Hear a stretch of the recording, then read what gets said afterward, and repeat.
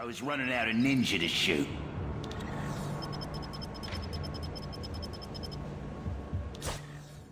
Anyone with a soul loves the Marvel films. It's a fact, Mike Stubbsy. I'm sure you can agree with me, Colm Ahern. I do agree with you there, Colm Ahern, because I am Mike Stubbsy. They're just a marvelous selection of films. Marvel, see, that's Marvel. They're marvelous. And as I say, anyone without a heart, they probably don't like the films because they're just devoid of fun, and they want all of their superhero films to be all gritty and just nasty and grimy, and that's fine as well. But sometimes you like a bit of comedy in there. You like a wisecracking Robert Downey Jr. or a handsome Chris. I can't think of a surname. Chris Hemsworth, I think. That's the name of the guy. And the other guy as well is also Chris, who is handsome. He's Chris Adams, isn't he? And the other fella, that I can't think of his name. What's his name? Hulk. What's his character? Or, Jesus, what's his name? The curly-haired bastard. I can't remember. Oh, for fuck's sake, what's his name? Oh, this is so annoying. I don't know. Hang on 2 seconds. Incredible Hulk actor.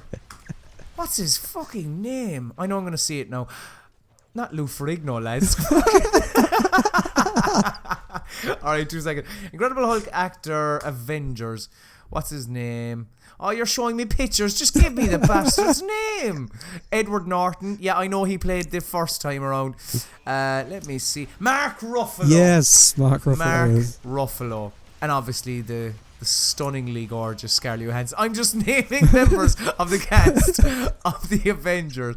But anyway, Stubbsy, right? Everyone loves the Avengers films. And of course, the Avengers Age of Ultron coming out this week. Everyone really excited. Should everyone be excited about Marvel Heroes? The short answer is yes, if you haven't played it. If you have played it, you probably already know everything about it. Right, so give me the rundown of this. This has been out with a while, hasn't it? Well, like has it? Oh no, it's been out with like a year-ish. I think maybe? It's actually been more than a year because I think it launched before I joined God is a Geek, and that was like September 2013. So I think it launched sort of the spring of 2013. I want to say. Okay. Okay. So why the fuck are we talking about an old game, Stubbsy? Because there is a few months back there was a 2015 relaunch, which sort of added tons of new features, changed a lot of things, and while it's still the sort of same core game, loads of the systems were changed, and I jumped back into it after playing it like right on launch for a good 30 odd hours. I sort of stopped and then jumped back into it a few weeks ago, and whilst I sort of recognised the game, knew what was happening most of the time, there was so much stuff that was just new to me that it could almost be classed as an almost like new game with the additions that they've added. Okay. Because you did say there was a 2015 update, and it was actually renamed as well to Marvel Heroes 2015, I believe. Yeah, I think that is its official name now. Although I'll be interested to see if they change that to 2016. When it's 2016. Yeah, probably. So this is a free-to-play MMO, and I believe it's kind of in the same vein as a Diablo, sort of. That is pretty much exactly what it is. It is free to play. It has MMO elements because you can be in areas with like loads of other players all attacking the same big boss man.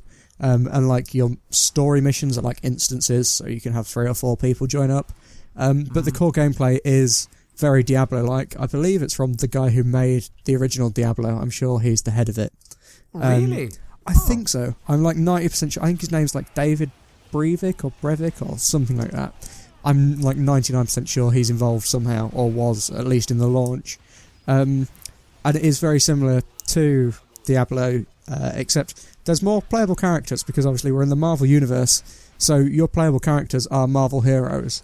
And they go from like the well-knowns like Iron Man and Thor, right down to sort of your more niche, like Daredevil's in it, who just got a Netflix series, and there's like loads Which is of... meant to be very good, actually. I haven't gotten around to watching it just yet. Nor have I, but I've heard good things. And they also updated, as soon as the Netflix series launched, they added a costume to Marvel Heroes that looks very similar to the costume that Daredevil has in the Netflix series. So, very clever. Yeah, very clever. Good bit of financial sort of timing there. Yeah. So, like, yeah, you mentioned that you have quite a large cast of characters to choose from your I suppose as we mentioned about your kind of your Iron Mans and your Hulks and stuff like that, your bigger characters. Is the Hulk in it? The Hulk is in it, yeah. Yeah. So like, and down to your kind of more niche, really kind of geeky, nerdy characters that I suppose people who hate the likes of me, who don't have this vast knowledge of the Marvel universe, but is so entrenched with the Marvel Cinematic Universe, like they have characters to choose from as well. But like I suppose what could be called a direct comparison, and correct me if I'm wrong, would be DC Universe Online, which was DC's kind of I suppose it was similar in many ways. I suppose it's an MMO, except it's taking Batman, Superman, and fucking whatever the rest of them, and like in that you can actually create your own characters. In this, is it just purely you pick from the characters that they give you? Yeah, it is. You can only select from the characters that are in the game. Although the roster is quite large, I can't remember exactly how many, but there's more than anyone would ever get around to playing, unless you're putting like thousands and thousands of hours into it. So, like, not having different characters to play isn't an option, but it kind of would be nice if you could create your own superhero, but at the same time, it kind of wouldn't work because each superhero has their own unique skills. So, like, Iron Man's skills are going to be totally different from the Hulk's skills, who are going to be totally different to, like, Rocket Raccoon's skills. So like, is like if you're playing as Spider-Man and you're just web slinging around the world, wisecracking, taking pictures for the Daily Bugle, and then you come across another Spider-Man, is he like? Is there a color switch or a palette switch as such? To kind of, because my even though my knowledge of kind of these types of games is very, very minimal. Like, say if there was a blast of you trying to take down a boss, would it not get confusing if there was, like, I don't know, 18 fucking Deadpools trying to take down a big boss man or something like that? No, there isn't like a colour switch that directly does it, so you can literally have Spider-Man stood next to Spider-Man who looks exactly the same, both attacking the same man.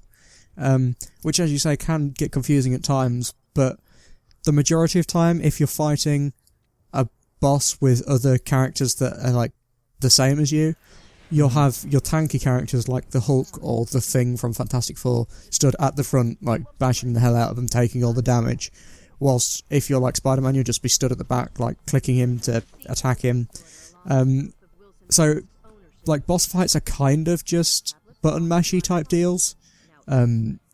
And so the confusion aspect, while it is the potential's there, it doesn't happen too much because you're more focused on just clicking the hell out of the enemy to kill him.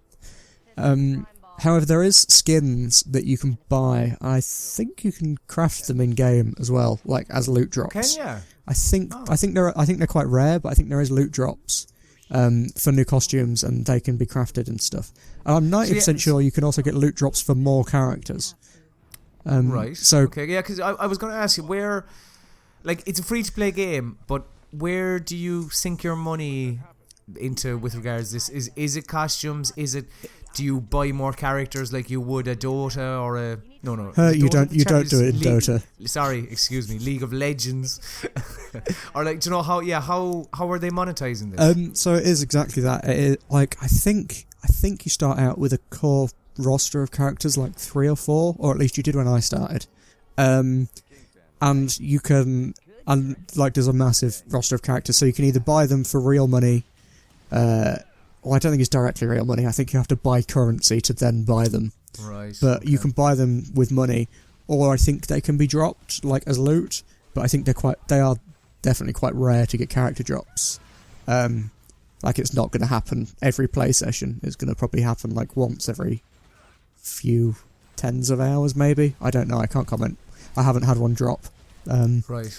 But is there a story in this? Like, is there some sort of kind of, what's the thing in the films? The Tesseract. Like, is there some sort of kind of overarching kind of From thing, what I remember, yes. I've got to admit, since I've jumped back into it, I haven't gone back into the story all the way. I've sort of been doing more like grinding for loot just to see what that's like, and messing with the characters that weren't open to me before or that have been added since I stopped playing.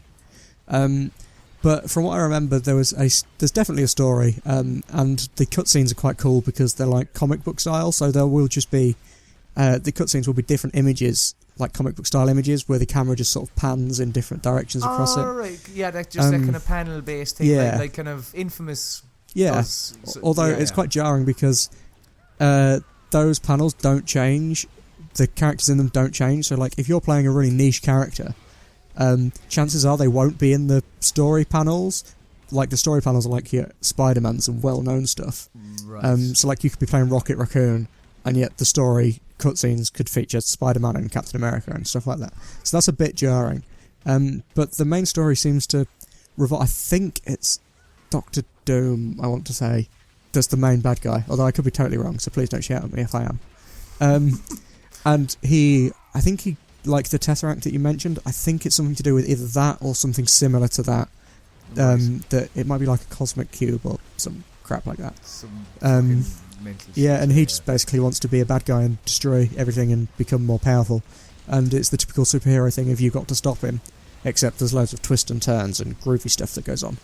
Okay, all right. So would you recommend jumping into Marvel Heroes for fans of the genre, or even what about someone like me who loves the films and loves the kind of the lore of the, like even you mentioned Rocket Raccoon, who would have been a completely niche character up until like last year. Yeah, I'd agree with the Rocket Raccoon thing. Like I played Rocket Raccoon when I first started, so he was like my main character. Really? But way before, like before the films? Yeah, this was way before Guardians was out, because I was a bit of a Marvel geek kind of thing back then, and Rocket Raccoon I've always seen as like the best Marvel character, just because he's so cool. But yeah, like if you're a Marvel fan and you want more Marvel content and you like games, then yes, it's definitely worth jumping into.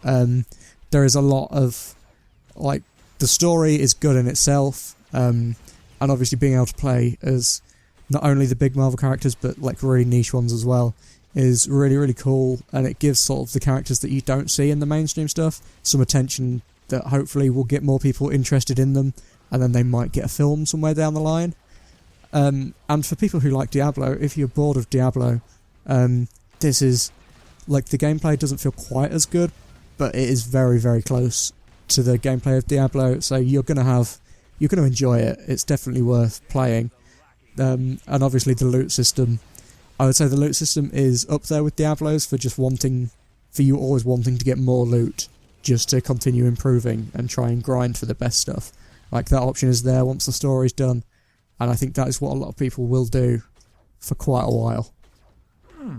That sounds pretty good. So Stubbsy, let's put on our spandex and save the world or something. Goodbye, YouTube viewers. Goodbye. Fly away and save the world, and have Blue by Eiffel 65 playing whilst we save the world, because that was at the start of Iron Man 3.